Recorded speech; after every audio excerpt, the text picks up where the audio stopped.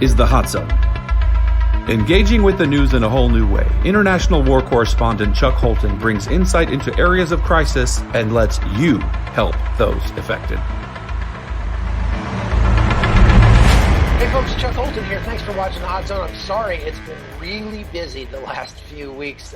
My son got married on Saturday, and it was a wonderful ceremony, but a lot of work leading up to that. And so I took a couple weeks off to take care of that. And I'm glad to be getting back to it. And of course, the minute I go away, everything falls apart. Afghanistan falls apart, huge hurricane in Louisiana, and a whole lot more. So that's just par for the course. The good news is there will always be another disaster tomorrow. And that's kind of what we're here to talk about today. I've got a friend of mine, Lieutenant Colonel Sargis Sangari, on to talk with us about what next, what's happening now that Afghanistan has fallen to the Taliban. What will the ramifications be of this event throughout the next several years across the Middle East and the rest of the world?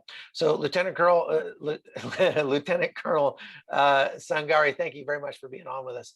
I really appreciate it. You lead now the Near East Center for Strategic Engagement since what, like 2014. Tell us about the Near East Center for Strategic Engagement, what it does, and let's talk a little bit about what's going on here in Afghanistan. Chuck, thank you very much. Much appreciated being here, buddy. First of all, congratulations on your son getting married. That's a major milestone in any parent's life. Yeah. And I do want to also say thank you very much for your service, because I know that you and Michael Yon been doing a yeoman's work, especially in the Darien Gap, from the Darien Gap all the way into the southern border, and covering major news stories as to what is happening in these conflict zones. So if it wasn't for folks like you doing the work you do, it'd be very difficult for us guys like me to be able to talk about a lot of these issues. Look, I set up the Near East Center on September 11, 2014, in honor of the 3,000 Americans that were murdered on our soil, and then also at the same time in honor of those men and women, the first responders, who are still dying from the effects of what happened to us. With that said, as you know, we're coming close to the anniversary of September 11th, and with really the kind of a debacle, bad decisions that were made in Afghanistan, we are not in any position better to be able to really project Americans' capability and credibility across the globe, which is what you need in order to be able to keep the homeland safe. Yeah, for sure. So in the last several weeks, we've just watched as Afghanistan absolutely crumbled. Now, for those of us that have been following this for any length of time, it was no surprise that the Taliban retook control of Afghanistan. As a matter of fact, when I was there in 2012, I was told by many of the leaders of Afghanistan that we were interviewing that they were already making plans to escape to Dubai or Qatar or other countries, because they knew that the Taliban was going to retake the country even as far back as 2012. But what was surprising and shocking and really disturbing to see was how quickly the U.S. military just departed and left everything behind, how disjointed and disorganized the retreat from Afghanistan turned out to be. How do you describe what's happened, and who do you blame for that in the long run? Well, look, any rational human being can decipher and say, did we do this on purpose? Did we leave all the equipment that we did on purpose? And I think that when the postmortem has now begun on the issue of Afghanistan, unfortunately, we still have Americans on the ground. Just so you know that I'm heading up to DC just this afternoon, because we're looking at how can we organize the folks on the ground that are still trying to bring people out, Americans out. Unfortunately, I don't think you're going to get even approval from the State Department to allow Americans to go in there and do that. So, yeah, you know, you're looking at possibly other countries giving you the approvals that the U.S. should be given to allow Americans to escape. Now, in that term, imagine, if you're a congressman sitting in Capitol Hill, when you start asking questions, you have to ask the question: did we leave the military equipment back there on purpose? That question should be asked. And then why is it that we have a State Department that is not going to give approval for even current Americans to leave? And isn't it a shame that we have to ask other countries to give the approval for us to be able to land aircrafts anywhere in Afghanistan to get people out as need be? Yeah, I'd like to know why the State Department is actively working against these private groups who are trying to get people out and do the things that the U.S. government should have been doing anyway. Yeah, so what did we do? We transferred military equipment to them, and I just heard of somebody from the State Department, the Department of Defense, just say, "Well, we took the component parts out of these aircrafts." Yeah, but you could buy that on the black market. You could buy pilots on the black market. The Taliban is right now, as of 5 days ago, we're shopping around for pilots. And if I know that Colonel Sangari is sitting here in the States in Skokie, Illinois, I guarantee everybody knows it. Aircrafts, you could buy them on the black market. There's pilots who want to work. There's mechanics who want to work. And especially if you have a Taliban that has billions of dollars in their pockets, and we're giving him more than $1 billion because the Taliban are not asking for $10 per head for those Americans that are left behind. They're asking in the billions. So if you were not going to be spending money, and the whole issue is that we're spending treasure, human capital, and also money in Afghanistan, you're still doing it. You're just giving it to the Taliban, and you're going to have Americans who are going to die on those battlefields, who are going to come back to Dover, and you're not going to even mention their names because it becomes a operation that is secret. Unfortunately, that's how you have to get your folks out now. And most of the technology that was given to include those night vision goggles are going to the Iranians now. The Iranians could not get their hands on these type of equipment because they're under sanction. Iran is flowing oil now into the hands of the Taliban, and the Taliban is basically giving technology transfer to the Iranians. The Chinese have already looked at some of the stuff. They don't need it because they steal our, information anyway through our American companies. And as an example, TSMC out of Taiwan, that's how they stole our F-35 technologies. But they are important because there's China being the leader of the Shanghai Cooperation Organization that was designed 20 years ago to counter NATO, is now in charge and is probably going to be flying support mission requirements out of Bagram Air Force Base for China's wants a desire to secure its Belt and Road Initiative. Right. So you touched on something I really wanted to drill down on here, and that is the wider implications of what just happened in Afghanistan. I mean, forget about the 7th century barbarians that are now in charge of that country, and the fact that they're now one of the best equipped militaries in the world. Forget about that. Let's talk about the wider implications of how this relates to Iran, China, to Iraq, and what we'll see with ISIS and the resurgence that's coming, and all of that. Let's start with that technology transfer. So we've just not only transferred incredible amounts of technological expertise in the form of this military material that we've turned over to the Taliban, but we've also transferred lots and lots of computers. And what's on those computers? We've got reports of Chinese hackers already in Afghanistan going through every one of those hard drives and gleaning whatever they can about U.S. military.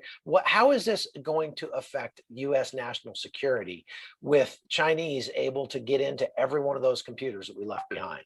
Well, it's very simple. It's how China has stolen some of our technology that American companies designed. So this cell phone I have in front of me, I don't need to take a picture. I can just aim it at a location. And if it captures any movement of what might be the location I'm at, the Chinese are taking that now. They're taking the pictures that are in these computers. They're putting in their advanced AI technology. So it's no longer saying that I recognize glasses, I recognize a glove that somebody has in a photo as AI does. It is actually recognizing facial features of the individuals on the ground. When you match them with the 7,000 biometrics you left on the ground, it is actually identifying not just the people who worked with the Central Intelligence Agency. Keep in mind, when the State Department pulled people out that said they were important to us, they had a lot of third world contract companies with third party contractors who ran operations in the State Department, worked in the embassy, that were not considered by the State Department as being individuals deserving of SIVs. However, this was the same person you put in a desk, and every time somebody walked past to go into the RSO's office, he saw them. Iranians and the Taliban right now have found those guys. They're squeezing them because they use the biometrics to do that, to give intel on who are the Central Intelligence Agency operators that are on the ground trying to do what the White House was saying and what the Department of Defense and Department of State was saying, that we're going to have this over the horizon capability. Well, your over the horizon capability just got compromised by your folks leaving stuff on the ground, and every single one of them is known. So either they're going to be double agents for the Chinese, or these are the individuals who are basically going to absolutely dissect the ability of the United States to have any effects. As far as the Pakistan is concerned, China having a $60 billion rebuilding contract, almost like a Marshall Plan for them. Pakistan itself now, if it wants to deny any corridor use for your drones to go in, where you're going to fly them off of? Iran. So you've limited yourself, you stuck yourself in a position where you cannot have effects on the ground the way you thought, unless you work with the Chinese through the Taliban and through the Shanghai Cooperation Organization by taking American dollars and funneling them into the hands of these countries and organizations. And guess what they're going to do? They're going to use US dollars to rebuild the infrastructure in Afghanistan, which is going to allow them to have more of an effect on the Taliban as they use them to target any other Islamists that might be working against them. China has been squeezing the Uyghurs for almost a decade. They're already sending Uyghurs in that they've squeezed almost in a decade into Afghanistan to work for the Chinese. And these Uyghurs that they're going to send in there are literally almost going to be a brigade size element that the Chinese, you could have a maneuver brigade for the Chinese inside Afghanistan, but they're not going to look Chinese. They're going to look like the individuals that China's been squeezing to have their footprint on the ground in Afghanistan. So we're stuck, and ISIS is currently already transitioning through Iran borders back and forth between northern Iraq and Afghanistan. As the day after Kabul fell, we got the words from our guys on the ground, that I was an advisor for the Syrian military force structures in Syria and Iraq, that they're starting to reconstitute. Our worry is by next March, you're going to see ISIS pushing from southern Iraq into north, with Turkey using it as a much more of a need to push farther down into Iraq. Turkish special operations are already on the street, even in the daytime, in Kirkuk, close to the capital of Baghdad. And on the 28th, the spokesman for the military in Iraq announced that the U.S. forces are also pulling out of Iraq. Their combat capabilities, with possibly leaving only advisors. That means what you saw in Afghanistan will probably happen also in Iraq, unfortunately, by next March, if we do not fix it. Yeah, I agree. And so we've just almost completed the Iranian Crescent that the Iranians have wanted for a long time by allowing this to happen. We've already ceded Syria. We've already ceded, Turkey's working with ISIS. Turkey is very pro-ISIS. Iran is extending its influence throughout that region, from Afghanistan all the way through Iraq and Syria into Lebanon. What we have just done is handed a huge victory to Turkey and Iran and China and maybe even Russia. Let's talk about China for a minute. We, like you mentioned, here we left these pristine military bases. Bagram Air Base was one of the biggest air bases in that whole region. We just left that, and now that's going to be flying sorties for China, and it's going to help cement their Belt and Road Initiative in that region as they attempt to take over the world. Yeah, it will. The only hope we have is not that a civil war breaks out in Afghanistan, that Afghanistan implodes. The hope is by, I think, some folks in the current administration, that if they can put enough money in the coffers of the Taliban, or, you're running a narco state, you're billionaires anyway. It's not like you're going to have any worries for money. But their hope is that they can use them to start a fight between the ISIS on the ground and the Taliban, because the ISIS will never come to the table. to work with the Taliban. They're just not going to do it. They're hardliners. Unfortunately, the problem we're running into is that we already knew they were planning for attacks in the United States. And these are not simple attacks, folks. These people have pride. They want to outdo the other guy. So the question I would ask at the Homeland Security with the Federal Bureau of Investigation is, what do you think would be a much more of a broader target for a terrorist to conduct an attack in the US that would even make 9/11 a small act? And that's what they're working towards. They're not working for eaches. Of course, you're going to have eaches that are going to conduct attacks, but they're working for something bigger. Unfortunately, you just gave them an opportunity over a decade to prepare for those eaches in Afghanistan. You may not have attacks against you now, but like you said, if Iran's in Afghanistan, all the way to Lebanon, all the way to the Yemen, you created that crescent form. Iraq is about to fall apart. You got Turkey, which has supported ISIS now much more stronger within the region. You got all the cyber attacks that are going to take care of, be conducted against you, because you literally showed these folks the internal mechanisms of how that could be done by leaving equipment on the ground. Your assets that are human in Afghanistan have already been compromised because you basically expose them through simple pictures and not understanding that the bureaucracy couldn't digest that they were killing their own. With Iran being in Venezuela, having ability even at a smaller level, if it wants to, it's not going to do it, but at small level to conduct an EMP attack using its drone from Venezuela against American, electrical grids. And one of the largest embassies Iran has is Mexico, with all these individuals that are coming through the borders, as you and Michael have covered it. You have given the advantage to the enemy at all levels. That's right.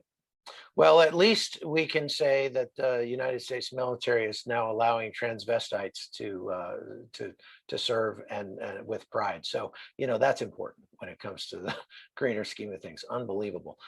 It is an absolute travesty what we've seen happen within the United States military.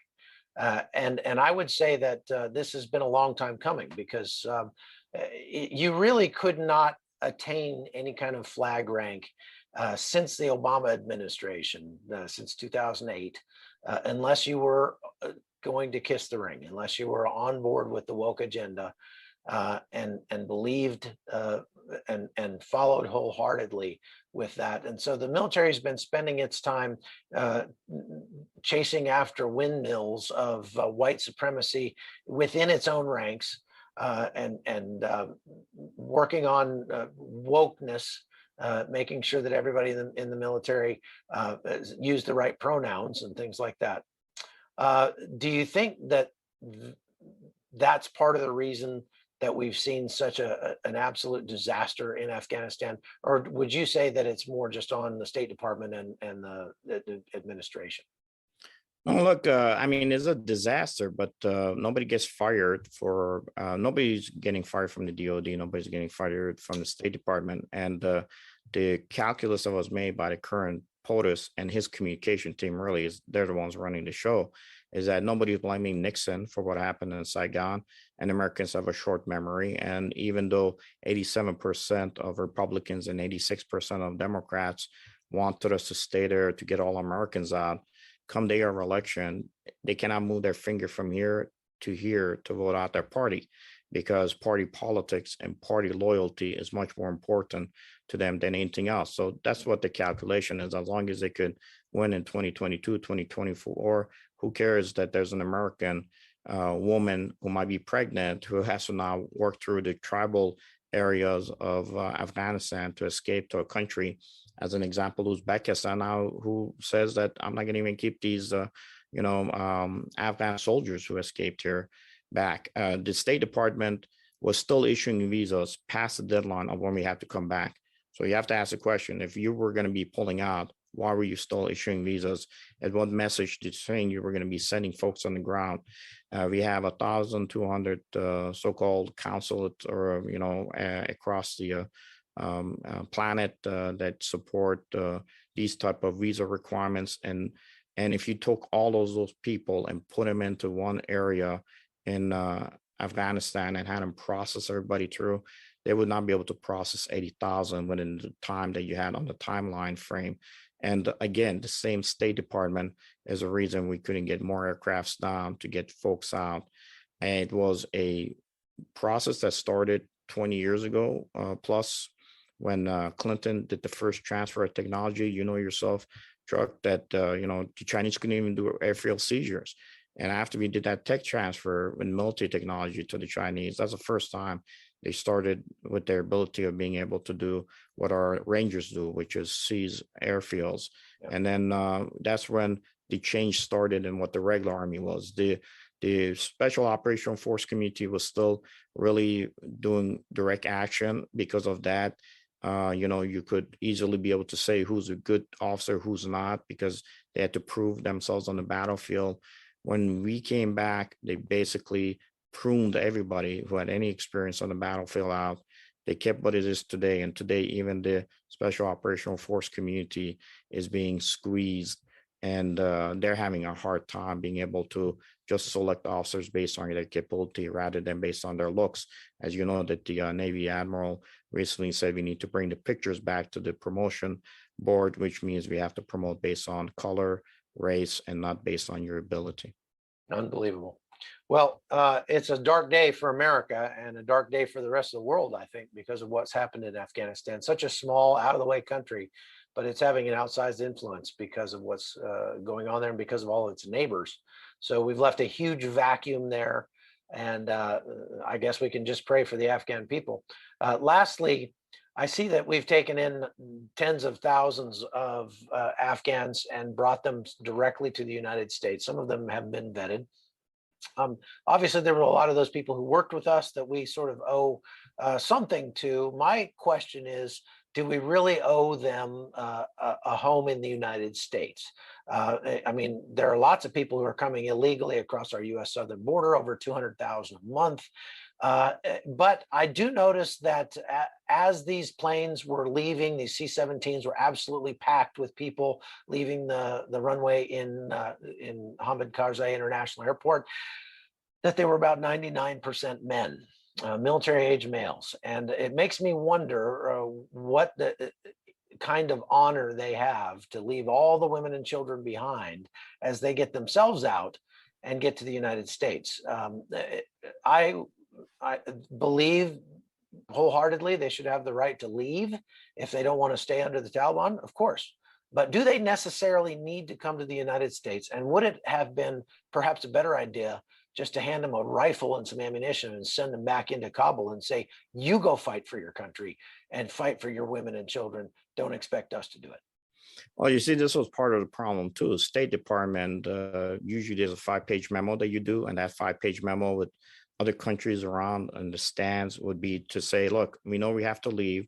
Here's how many SIVs we have. We would like you to take maybe 3,000 of these folks, put them in temporary hold in a refugee status in your basing.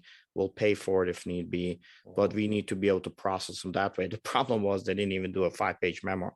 That's how broken your State Department is. I mean, we have ships that have been, because of COVID, sitting in dry dock and birds been pooping all over them. You could have taken one of those and had it ready to go.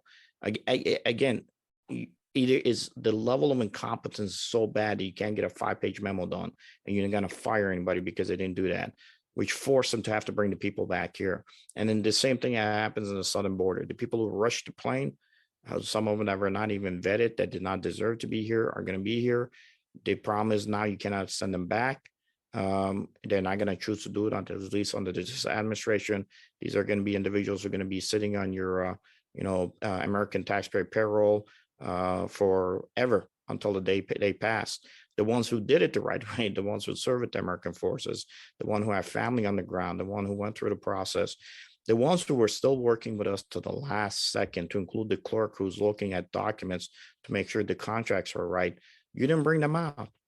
You didn't even give them an opportunity. Yeah, so, and you had those guys process paperwork to give money to the Taliban, really signing their own death warrant, which you're using them to die. This is a black mark on the United States. I will tell you, if you're a woman who had an SIV, who served U.S. forces, and you are now raped and pregnant, by the Taliban, don't you think that woman is going to raise a child that is going to be one of the best terrorist leaders possible, that 10, 20 years from now they'll show up, and God hoping it doesn't happen, find out, possibly reach out and touch your nephew or my nephew or my grandkids and kill them? Right. Yeah, I think we just did this in the absolute worst possible way. This is almost there will be doctoral theses written about the debacle in Afghanistan. So anyway, thank you for your time. I really appreciate you coming on. We really needed to get into this because, like I said, I've been offline for the last couple of weeks, just watching all this stuff happen while I've been sanding the deck on my house. So I appreciate you coming on, and I look forward to getting on your show sometime. No, definitely, Chuck. I am definitely going to have you on New Paradigms as soon as possible. Fantastic. God bless, buddy. Thank you for all your hard work. Thanks a lot. God bless you. The Hot Zone is produced by Amy Holton and Livefire Media. Copyright 2021.